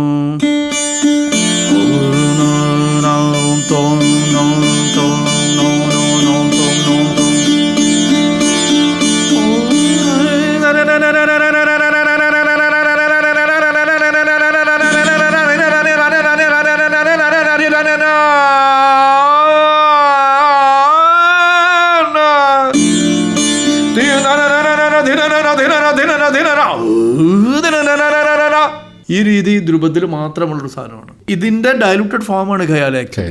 ഖയാലിനെ കുറച്ചുകൂടി പോപ്പുലറൈസ് ചെയ്തതാണ് ആക്ച്വലി. അപ്പോൾ കർണാട്ടിക് മ്യൂസിക് എന്ന് വന്ന എന്നെ പോലെ ആൾക്ക് ധ്രുപദാണ് ഏറ്റവും ഫ്ലേവറായിട്ട് തോന്നുന്നത്. കാരണം ഒരേ സ്വഭാവം വരികയും സൈമൾട്ടേനിയസ്ലി. ഇപ്പോൾ മനീഷ് സൗത്ത് ഇന്ത്യയിലും ഞാൻ നോർത്ത് ഇന്ത്യയിലും ജനിച്ചാൽ പോലും ആ കാലഘട്ടത്തിന് ചില സ്വാധീനങ്ങൾ ഉണ്ടായിരിക്കും രണ്ടുപേരിലും. ആ ഭൂമിശാസ്ത്രപരമായ പ്രത്യേകതകൾ, ആ ടൈമിൻ്റെ പ്രത്യേകതകൾ ഉണ്ടായിരിക്കും. ഇത് ധ്രുപദിനുണ്ട് സ്ട്രക്ചേഴ്സിലെല്ലാം. അല്ലെങ്കിൽ തന്നെ ഫോക്ക് മ്യൂസിക്കിൻ്റെ സ്ട്രക്ചറാണ് എല്ലാം. ഇപ്പോൾ നമ്മൾ തന്നാനേ നാനേ താരിനാനേ താരീനം നാനേ താരീനം നാനേ, ഇത് ഫോക്കിൻ്റെ സ്ട്രക്ചറാണ്. ഇതിന്ന് വന്നിട്ടുള്ളതാണ് തതറിന. വളരെ ഡിബേറ്റബിൾ ആയിട്ടുള്ള മ്യൂസിക്കൽ ടോപ്പിക്സിലോട്ടാണ് നമ്മൾ കടന്നുപോയി. അല്ല, ഫോക്കില്ലാതെ ഒരു ചരിത്രം ക്ലാസിക്കൽ മ്യൂസിക്കിനില്ല. നമ്മൾ വായിക്കുന്ന പല രാഗങ്ങളും, കമാസായാലും സിന്ധു ഭൈരവി ആയാലും അല്ലെങ്കിൽ മോഹനമായാലും, ഇതെല്ലാം ഫോക്ക് രാഗങ്ങളാണ്. മാണ്ട് ഫോക്ക് രാഗമല്ലേ. നമുക്ക് ഒരു പാട്ട് കൂടി കേട്ടാലോ? തീർച്ചയായിട്ടും. ഞാൻ അത് മനസ്സിലിങ്ങനെ വന്നുകൊണ്ടിരിക്കുന്ന ഒരു പാട്ട് ഞാൻ പറയാം. അതും എം ജി രാധാകൃഷ്ണൻ സാറിൻ്റെ മഹത്തരമായ കോമ്പോസിഷനാണ്. എൻ്റെ നാട്ടുകാരനായ പ്രശസ്ത സംവിധായകൻ എഴുതിയതാണ്. സത്യനന്ദിക്കാട്. ഓം മൃദുലേ. ഓം മൃദുലേ മോഹൻ മുണിയിൽ കേൾക്കാൻ ഭയങ്കര രസമാണ്. ഒരുപാട് പേർ എന്നോട് ചോദിക്കാറുണ്ട്.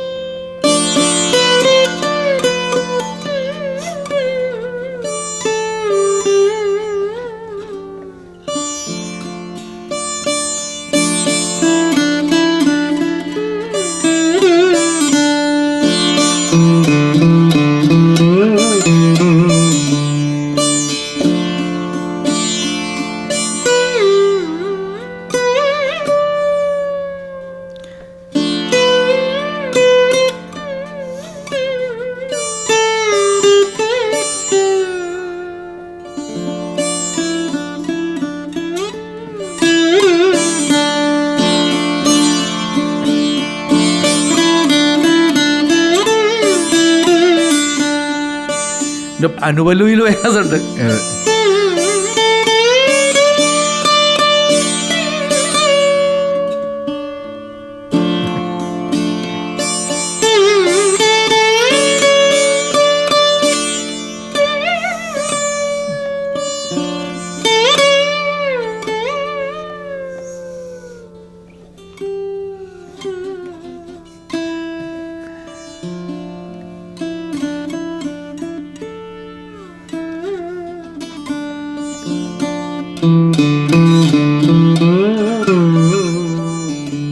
What A beautiful song. തീർച്ചയായും നമുക്ക് ആ പാട്ട് കേട്ടിട്ട് വരാം. ഇപ്പോൾ നമ്മൾ വളരെ നേരമായി സംസാരിച്ചു കൊണ്ടിരിക്കുകയാണ്. ഇനി ഒരുപാട് കാര്യങ്ങൾ ചോദിക്കാനുണ്ട്. എന്നാലും സമയച്ചുരുക്കം മൂലം ഞാൻ അവസാനത്തെ ചോദ്യങ്ങളിലേക്ക് വരികയാണ്. ഇപ്പോൾ ഓസ്ട്രേലിയയുടെ പെർമനന്റ് പ്രസിഡന്റാണ്. എന്തായാലും കേരളത്തിൽ താല്പര്യമില്ല, വല്ലപ്പോഴും വന്നു പോകാം എന്നൊരു തീരുമാനത്തിലാണ്. എങ്കിലും ഓസ്ട്രേലിയയിൽ എങ്ങനെയാണ് തീരുമാനിക്കുന്നത്? അവിടെ എനിക്കൊരു ബാൻഡ് ഉണ്ട് ആക്ച്വലി. പിന്നെ എൻ്റെ വൈഫ് ഓസ്ട്രേലിയൻ സിറ്റിസൺ ആണ്. അതുകൊണ്ടാണ് അവിടെ ആയിപ്പോയത്. ഞാൻ കേരളത്തിനോട് അങ്ങനെ ദേഷ്യമൊന്നും എനിക്കില്ല. എന്നെ വിളിച്ചാൽ ഇപ്പോൾ ഞാൻ വന്നത് തന്നെ നമ്മുടെ ഗണേശം സൂര്യയിൽ എൻ്റെ ഒരു കൺസേർട്ട് ഉണ്ടായിരുന്നു, അതിനുവേണ്ടി വന്നതാണ്. പിന്നെ നോർത്ത് ഇന്ത്യയിൽ കുറച്ച് ഫെസ്റ്റിവൽ കോൺസേർട്സ് ഉണ്ടായിരുന്നു. I love to play lot in Kerala. But പലപ്പോഴും അതിഥിയായിട്ടോ അല്ലാതെയോ എനിക്ക് വരാൻ കഴിയാറില്ല, എന്നെ വിളിക്കാറില്ല എന്നുള്ളതാണ് സത്യാവസ്ഥ. നമ്മളൊരു പോപ്പുലർ മീഡിയത്തിനെ ഇൻട്രൊഡ്യൂസ് ചെയ്യുന്നില്ല എന്നുള്ളതുകൊണ്ടായിരിക്കും ഒരു പക്ഷേ. വിളിച്ചാൽ ഉറപ്പായിട്ട് ഞാൻ വരും. I love to play in my motherland. രണ്ടാമത്തെ വിഷയം, ഓസ്ട്രേലിയയിൽ എനിക്ക് ഒരു ബാൻഡ് ഉണ്ട്, റിബ്രാവ എന്നുള്ളൊരു ബാൻഡ് ഉണ്ട്. ജാസ് ബ്ലൂസ് ഒക്കെ മിക്സ് ചെയ്തിട്ടുള്ള സാക്സ്, ഡ്രമ്മർ, അവിടുത്തെ ഓസ്ട്രേലിയൻ അബോർജിൻ ഇൻസ്ട്രുമെൻറ്റ്സ് ഒക്കെ മിക്സ് ചെയ്തിട്ടുള്ള ഒരു ബാൻഡ് ഉണ്ട്. ഓസ്ട്രേലിയയിൽ അല്പം കുറച്ച് കോൺസേർട്സ് ഉണ്ട്. ഒരുപാട് ലിസണേഴ്സ് ഓസ്ട്രേലിയയിലുണ്ട്. പിന്നെ ഓസ്ട്രേലിയ ബേസ് ചെയ്തിട്ട് ഞാൻ ഇൻ്റർനാഷണൽ ട്രാവൽ ചെയ്യുന്നുള്ളത് മാത്രം. പിന്നെ ഒരു രാജ്യവും നമ്മുടേതല്ലല്ലോ, നമ്മുടെ രാജ്യം ഒഴിച്ച്. ഈ ഇൻസ്ട്രുമെൻ്റ് ഇപ്പോഴും സാധാരണക്കാർക്കിടെ അപ്രാപ്യമായി നിൽക്കുന്നതായിട്ട് തോന്നിയിട്ടുണ്ട്. ഒരു പക്ഷേ 5-6 പേരാണ് ഇത് താങ്കൾ കൈകാര്യം ചെയ്യുമ്പോൾ അത്രയും, അല്ലെങ്കിൽ അതിനെ അടുത്തെത്തുന്ന രീതിയിലെങ്കിലും കൈകാര്യം ചെയ്യുന്നത്. എന്തുകൊണ്ടാണ് ഈ ഇൻസ്ട്രുമെൻറ്റ് പോപ്പുലർ ആവാതെ നിൽക്കുന്നത്? അല്ല, ഇൻസ്ട്രുമെൻറ്റ് പോപ്പുലർ ആവാതിരിക്കുന്നതിൻ്റെ പ്രധാനപ്പെട്ട കാരണങ്ങളിലൊന്ന് ഇൻസ്ട്രുമെൻസിൻ്റെ ഇത് സ്വായത്തമാക്കാനുള്ള ഒരു ബുദ്ധിമുട്ടാണ്. വളരെ അപൂർവം മ്യൂസീഷ്യൻസേ ഉള്ളൂ ഇത് നന്നായി വായിക്കുന്ന ആൾക്കാർ. ഒരു പരിധിവരെ ഇവിടുത്തെ പോപ്പുലർ മ്യൂസീഷ്യൻസിന്, കമ്പോസേഴ്സിന് ഇതിനെക്കുറിച്ച് ധാരണ ഉണ്ടാവണം. ഇപ്പോൾ ഫിലിമിലൊക്കെ ഇൻട്രൊഡ്യൂസ് ചെയ്യുക അല്ലെങ്കിൽ ഉണ്ടാവണം. അത് ഉണ്ടാവണമെങ്കിൽ ഇത്ര അധികം ആർട്ടിസ്റ്റുകൾ വേണം. ഇത് ഒരു 10 വർഷമൊക്കെ എടുക്കും നോർമൽ സൗണ്ട് പ്രൊഡ്യൂസ് ചെയ്യാൻ തന്നെ ഇതിലൂടെ. ഞാനൊരു എൻ്റെ ഇപ്പോൾ ഏകദേശം 30 വർഷം കഴിഞ്ഞു. എൻ്റെ 43 വർഷമായി സംഗീത ജീവിതം, 44 വർഷം കഴിഞ്ഞു സംഗീത ജീവിതം. 8 വയസ്സിൽ തുടങ്ങിയതാണ്. ഈ 30 വർഷത്തിൽ കംപ്ലീറ്റ് ഡെഡിക്കേഷനിൽ ഞാൻ 20 വർഷം കഴിഞ്ഞിട്ടാണ് പുറത്തേക്ക് പബ്ലിഷ് ചെയ്യുന്നത്. 15 വർഷം കഴിഞ്ഞ്. അത്രയും കാലം കടുത്ത പ്രാക്ടീസും കാര്യങ്ങളായിരുന്നു. കാരണം ഇത് സ്വായത്തമാക്കാനുള്ള ബുദ്ധിമുട്ടാണ്. കാരണം ഇതിന് ഫ്രെട്ടുകളില്ല. നമ്മുടെ മനസ്സ് അത്രോളം ആക്യുറേറ്റഡ് ആയിരിക്കണം. പിന്നെ ഇത്രയും തന്ത്രികൾ നമ്മൾ ഓപ്പറേറ്റ് ചെയ്യണം. ഞാൻ വായിക്കുന്ന എല്ലാം ക്ലാസിക്കൽ സംഗീതമാണ്. ഏതെങ്കിലും ഫിലിംസ് വരുമ്പോൾ കമ്പോസേഴ്സ്, ഇപ്പോൾ ഈ അടുത്ത കാലത്ത് ഇറങ്ങിയ മലയാള സിനിമയിൽ അടുത്തൊരു താമസം എന്താ വരുക എന്ന് പറഞ്ഞിട്ട് വിജിവാല് തന്നെ വീണ്ടും റീക്രിയേറ്റ് ചെയ്തിരുന്നു. അതിൽ ആ സ്ലൈഡ് ഗിറ്റാറിൻ്റെ സ്ഥാനത്ത് മോഹൻ വീണ വായിച്ചു കൊടുത്ത ആളാണ് ഞാൻ. ഒരുപാട് പേർക്ക് വായിച്ചു കൊടുത്തിട്ടുണ്ട്. ഞാൻ തമിഴിൽ നമ്മുടെ രാജാ സാറിന് ഞാൻ കടവുള്ള വായിച്ചു കൊടുത്തിട്ടുണ്ട്, റഹ്മാൻ വായിച്ചു കൊടുത്തിട്ടുണ്ട്, ഒരുപാട് ഹിന്ദിയിൽ വായിച്ചു കൊടുത്തിട്ടുണ്ട്. എൻ്റെ ഗുരു ഇല്ലെങ്കിൽ ഞാനാണ് കൂടുതൽ വായിക്കുന്നത്. ഇതിൻ്റെ പ്രശ്നം എന്താ വെച്ചിട്ടുണ്ടെങ്കിൽ ഇതിൻ്റെ അവൈലബിലിറ്റിയാണ്, ആർട്ടിസ്റ്റുകളുടെ അവൈലബിലിറ്റിയാണ്. I am happy to play. ഞാനിപ്പോൾ ഫിലിം മ്യൂസിക് വായിച്ചല്ലോ. ഞാൻ ഇതിൻ്റെ വേറൊരു പ്രകടമായ രൂപം ഒരു കാലത്ത് ഓൾ ഇന്ത്യ റേഡിയോ എന്ന്, കൽക്കട്ട ഓൾ ഇന്ത്യ റേഡിയോ എന്നൊക്കെ സുനിൽ ഗാംഗുലി എന്ന് പറഞ്ഞിട്ട് ഒരാൾ വായിക്കുന്നുണ്ടായിരുന്നു. സ്ലൈഡ് ഗിറ്റാറിൽ വായിച്ച ഗാനങ്ങൾ എന്ന് പറഞ്ഞിട്ടുണ്ടായിരുന്നു. അന്നത്തെ സൈഡ് ഗിറ്റാർ ഇന്നത്തെ ഇതല്ല. അത് നമുക്കൊരു മനസ്സിൽ കുറേ പേരൊക്കെ എടുക്കുന്നുണ്ട്. ബംഗാളികളുടെ ഉള്ളിൽ ഈ സാധനം ഉണ്ട് ഇഷ്ടം പോലെ. പക്ഷെ മലയാളത്തിൽ ഈ സാധനം വായിക്കുന്ന ആൾക്കാർ വളരെ കുറവാണ്. പണ്ട് പാമ്പുകൾക്ക് മാളമുണ്ടെന്നുള്ള ആ നാടക ഗാനങ്ങളിലൊക്കെ ആരോ വായിച്ചിട്ടുള്ള കേട്ടിട്ടുണ്ട്. പക്ഷേ അത് സ്ലൈഡാണ്, മോഹൻ വീണയല്ല. ഇന്ന് ഈ ഇൻസ്ട്രുമെൻറ്റ്സ് പഠിച്ചെടുക്കാനുള്ള ബുദ്ധിമുട്ട് ആയിരിക്കും പക്ഷേ ഇന്ന് ഈസിയാണ് if you are dedicated person. ഇത് കേൾക്കുന്ന മലയാള സിനിമാ സംഗീതജ്ഞന്മാരുണ്ടെങ്കിൽ ധൈര്യമായിട്ട് നിങ്ങൾക്ക് എന്നെ വിളിക്കാം. I will play for you. I am happy to play for the people who over wants to listen. ഞാൻ താമസിക്കുന്നിടത്ത് ആർക്ക് വേണമെങ്കിൽ വന്നിട്ട് കേൾക്കാവുന്നതാണ്. ഞാൻ അങ്ങനെ ചെയ്യുന്ന ഒരാളാണ്. ഈ ബാൻഡിൻ്റെ പ്രവർത്തനങ്ങളും നദീതീരത്തിരുന്നുള്ള പ്രത്യേകിച്ച് കർണാട്ടിക് രാഗങ്ങളുടെ വായനയൊക്കെ യൂട്യൂബിൽ കാണാറുണ്ട്. അത്തരം ജാമിങ് സെഷൻസിനെ കുറിച്ചൊന്നും കൂടി എന്ന് പറഞ്ഞ് നമുക്ക് തീർച്ചയായിട്ടും ജാമിങ് സെഷൻസ് ഞാനിപ്പോൾ ഏതു സ്ഥലത്ത് പോയാലും, ഫോർ എക്സാമ്പിൾ ഇപ്പോൾ കർണാട്ടിക് രാഗങ്ങൾ വായിക്കുന്നത് ഞാൻ നദീതീരത്ത് നിന്ന് വായിക്കുന്നു, ഓക്കെ. പക്ഷേ ആ നദീതീരത്തടങ്ങളിൽ ഈ സിവിലൈസേഷൻ ഉണ്ടാകുന്ന നദീതടങ്ങളിലാണ്. നദീതടങ്ങളിൽ താമസിക്കുന്ന അബോർജിൻ കലാകാരന്മാരുണ്ടാവും. ഡിജ്രിഡു പോലുള്ള ഇൻസ്ട്രുമെന്റ് അത് ഞാൻ വായിക്കും. I do play. എനിക്കൊരു അബോർജിൻ ഗുരു ഉണ്ട്. അങ്ങനത്തെ കലാകാരന്മാരെ ഞാൻ കൊളാബറേറ്റ് ചെയ്യും. നമ്മൾ ഇതിനൊരു ഡിവൈനായിട്ടല്ല കാണുന്നത്. ഇതൊരു കമ്മ്യൂണിക്കേഷനാണ്. This is my language to communicate with you. ഞാൻ എൻ്റെ ചരിത്രത്തോട് കമ്മ്യൂണിക്കേറ്റ് ചെയ്യുകയാണ്, എൻ്റെ പാസ്റ്റിനോട് കമ്മ്യൂണിക്കേറ്റ് ചെയ്യുകയാണ്, എൻ്റെ വർത്തമാനത്തോട് കമ്മ്യൂണിക്കേറ്റ് ചെയ്യുകയാണ്, എൻ്റെ ഭാവിയോട് കമ്മ്യൂണിക്കേറ്റ് ചെയ്യുകയാണ് ത്രൂ മൈ ടങ്, എൻ്റെ സ്ട്രിങ്സിലൂടെ. അപ്പോൾ ഈ നദീതീരത്തിരുന്നായാലും മലയുടെ സൈഡിലായിരുന്നായാലും എവിടെ ഇരുന്ന, കാരണം എൻ്റെ രാജ്യം എന്നുള്ളത് എൻ്റെ ഇൻസ്ട്രുമെൻ്റ്, എൻ്റെ കൂടെയുള്ള ആ ടൈമിനെയാണ് എൻ്റെ രാജ്യം ഞാൻ വീക്ഷിക്കുന്നത്. അല്ലാതെ ഞാനൊരു പാസ്പോർട്ടിനനുസരിച്ചിട്ടുള്ള രാജ്യത്തെ ഉണ്ടാക്കുന്നത്. എൻ്റെ സംസ്കാരവും എൻ്റെ ഭാഷയുമായ ഈ സംഗീതോപകരണം ഞാൻ എന്നെ എത്രത്തോളം കംഫർട്ടബിൾ ആക്കുന്നു ആ നിമിഷം ആ സ്പേസുമാണ്. അങ്ങനെ വരുമ്പോൾ ഞാൻ ആദിവാസി കലാരൂപങ്ങൾ ആൾക്കാരോട് ചിലവഴിക്കുന്നു, അബോർജിൻ കലാകാരോട് ചിലവഴിക്കുന്നു, ജാസ് ബ്ലൂസ് മ്യൂസീഷ്യൻസോട് ചിലവഴിക്കുന്നു, പഹാടികളിലും ഗുഹകളിലും വായിക്കുന്നു. ഇതെല്ലാം എനിക്ക് ഭയങ്കര ഇൻട്രസ്റ്റിംഗ് ആണ്. ഞാൻ ഒറ്റയ്ക്ക് ഇരുന്ന് നദിയുടെ നടുവിൽ നിന്ന് വായിച്ചിട്ടുള്ള ആളാണ്. ഒരു ബോട്ടിൽ ഇരുന്നിട്ട് വായിച്ചിട്ടുണ്ട്. കാരണം ഇത് ഭയങ്കര നിങ്ങളിലുണ്ടാക്കുന്ന അനുരങ്ങൾ ഒരുപാടുണ്ട്. വെള്ളം പെട്ടെന്ന് കമ്പനം ചെയ്യും, പെട്ടെന്ന് കമ്മ്യൂണിക്കേഷൻ പ്രതീകമാക്കും. ഈ ശബ്ദം വെള്ളത്തിൽ തട്ടി നമ്മളിലേക്ക് വരുന്ന പ്രതിധ്വനി, അല്ലെങ്കിൽ ഒരു മലയിൽ നിന്ന് കേൾക്കുന്ന പ്രതിധ്വനി, ഇതെല്ലാം കൂടിച്ചേർന്നതാണ് എൻ്റെ ലോകം. എൻ്റെ ലോകം കളകളുടെ കൂടി ലോകമാണെന്ന് വിശ്വസിക്കുന്ന ആളെയാണ്. ഇവിടെ തൂർന്ന എൻ്റെ വൻ മരങ്ങൾക്കിടയിൽ കളകളെ പറിച്ചു നിൽക്കാനാവില്ല, കളകൾ കൂടിച്ചേർന്നതാണ് എൻ്റെ ലോകം. അതുകൊണ്ട് ഇവിടുത്തെ ആദിവാസികളായാലും ഇവിടുത്തെ സാധാരണ ജനങ്ങളായാലും അധസ്ഥിതരായാലും എല്ലാവരും കൂടിച്ചേർന്ന ഒരു ലോകത്തെയാണ് എൻ്റെ സംഗീതം സംബോധന ചെയ്യേണ്ടതെന്നും സംസാരിക്കേണ്ടതെന്നും വല്ല ബോധത്തോടെയാണ് ഞാൻ അവിടെ ഇരിക്കുന്നത്. കലഹമില്ലാതെ കലാകാരൻ ഉണ്ടാകുന്നില്ല എന്ന് താങ്കൾ ഒരിക്കൽ പറഞ്ഞിട്ടുണ്ട്. അപ്പോൾ അത്തരത്തിൽ സംഗീതത്തിലൂടെ ഈ കലഹം തുടരട്ടെ. അത് നമുക്ക് ഒരുപാട് ശ്രവണവൈദ്യമായിട്ടുള്ള ഗംഭീരമായിട്ടുള്ള കമ്പോസിഷൻസ് തരട്ടെ. തുടർന്നുള്ള ജീവിതത്തിന് ആശംസകൾ. നന്ദി. Thank you very much. Radio എന്നുള്ളത് ശബ്ദത്തിൻ്റെ സാന്നിധ്യമാണ്. സംഗീതം ശബ്ദത്തിൻ്റെ സാന്നിധ്യമാണ്. ആദ്യമുണ്ടായത് ശബ്ദമാണ്. എല്ലാ ശബ്ദങ്ങളും നിശബ്ദതയുടെ ട്രാൻസ്ലേഷൻസ് ആണ്. Thank you very much. ഇന്ന് ഞാൻ എൻ്റെ പ്രിയ ഗാനങ്ങളിൽ സംഗീതജ്ഞൻ പോളി വർഗീസ് പങ്കെടുത്ത പരിപാടിയുടെ അവസാന ഭാഗമാണ് ഇതുവരെ കേട്ടത്. ഞാൻ എൻ്റെ പ്രിയ ഗാനങ്ങൾ. നിർവഹണം മനീഷ് MP. നിർവഹണ സഹായം വിനോദ് പ്രഭാകർ.